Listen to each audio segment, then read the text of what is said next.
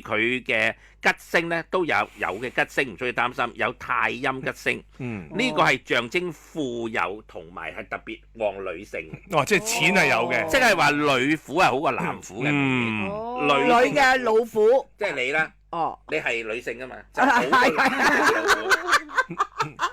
咁啊，當然老虎咧性有得意啦嚇，男虎就不在家，就女虎就好辯論嘅。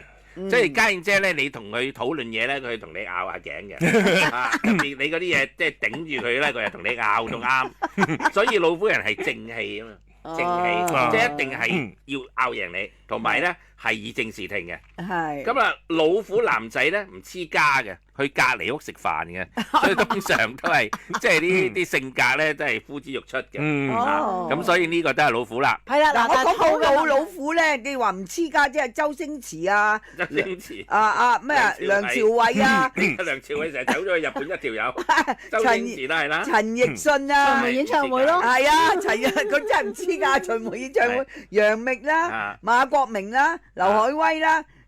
趙露思，呢啲全部都係老虎喎。咁我打電話俾阿星爺嗌佢，係咪要嗌佢黐下膠？多啲翻嚟香港係咪？係老虎唔聽人講嘅，你嗌佢梗係啦。家燕姐都唔係好聽人話噶嘛，家燕姐係佢嘅意見同埋個地球係根據意見嚟轉噶嘛。呢個係家燕姐。咁啊，呢個性格好啊嘅意思就係話。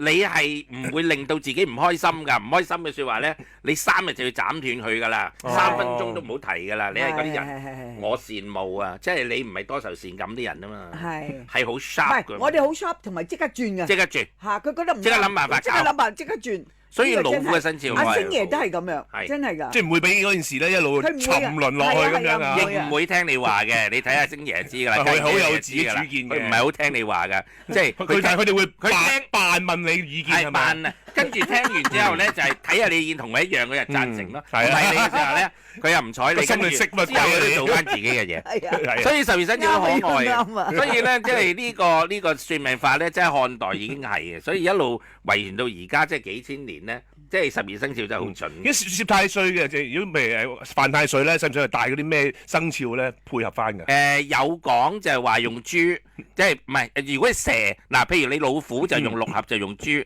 但係因為豬今年都唔掂咧，都唔得啊！你用嗰個生肖要個生肖今年行運先得。但係老虎嘅六合生肖係豬咧，豬今年都唔係好多吉星。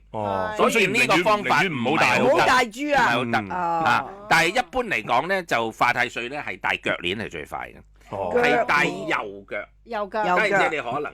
你右腳要帶條腳鏈，係你好似舊年已經同我講咗，即係普通嘅鏈就得㗎啦。係咁啊，普通一條金鏈咯。咁永遠啲金器咧都係有一個功能係發泄嗰個叫二黑五黃。喺明年咧嗰五黃煞咧飛咗去咧東北方。係嗱，譬如我哋用個手機咁啊睇下屋企嗰個東北方喺邊度咧？你知道呢個位係今年最衰咧，你就唔好坐臥嗰個位。東北方有個名好恐怖嘅，叫鬼門。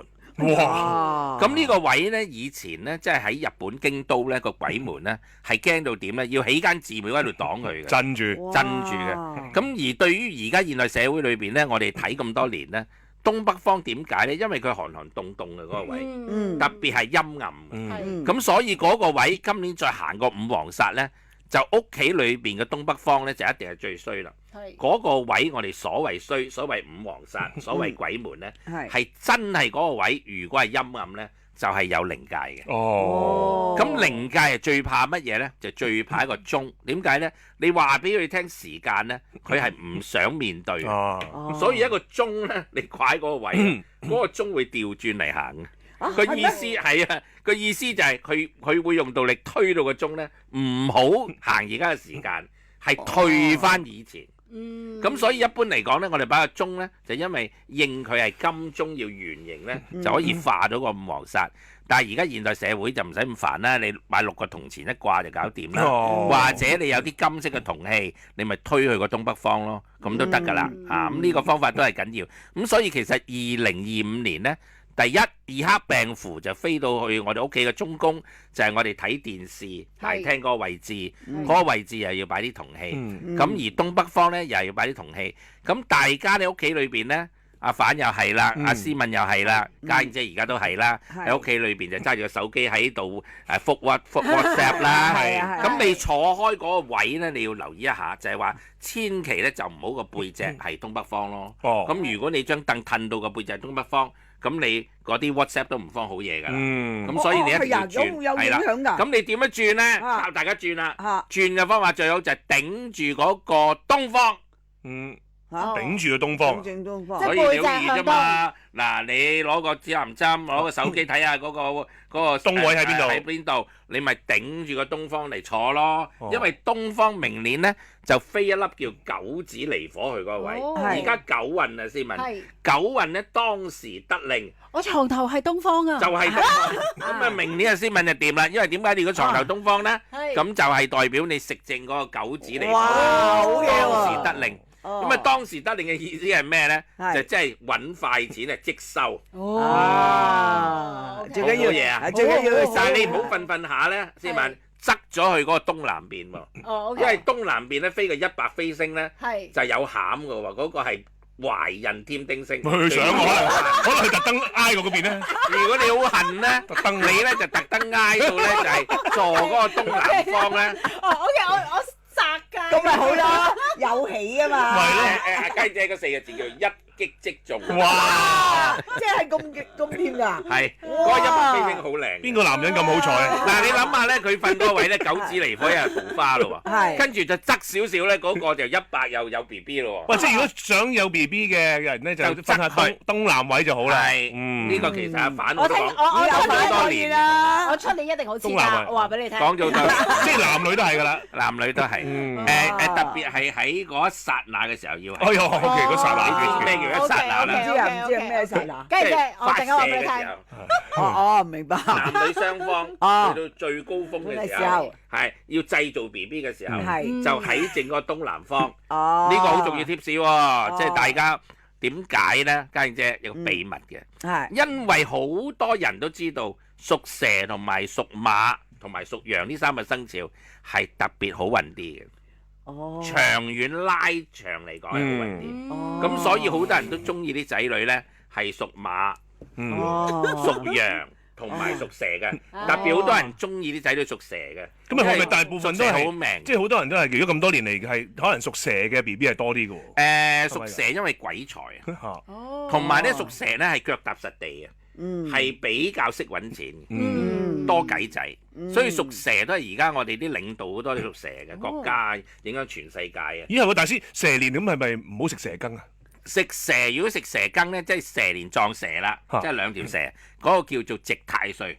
值太歲就乜嘢鑊都係你孭，乜嘢都係要你搞晒。一般嚟講咧，蛇年咧好坦白講麻麻地嘅啫，今年整得嘅年運。個個都要學忍㗎啦，即係忍耐嘅忍啦，有陣時要忍下型㗎啦。係。兔嘅朋友係咪等得好心急咧？屬兔嘅朋友咧，遇到呢一個蛇年咧，我哋中國古代有句説話叫蛇盤兔必定富。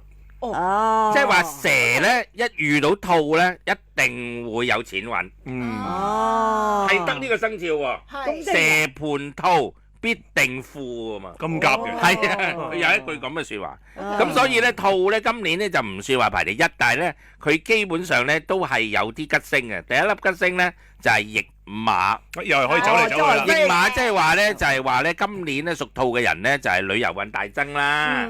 咁你知道而家香港啲人咧，即係驛親馬去旅行咧，就使成幾萬蚊、10幾萬嗰啲去啲好遠嗰啲僻嗰啲地方，係嘛？咁呢啲都係代表住屬兔嘅人咧，即係明年去嘅旅行咧，就唔係淨係去深圳咁短途噶啦，肯定咧就係去啲遠途啦。咁呢啲係屬兔嘅特色，但係屬兔嘅人好得意嘅，去旅行一定係掹好多人嘅。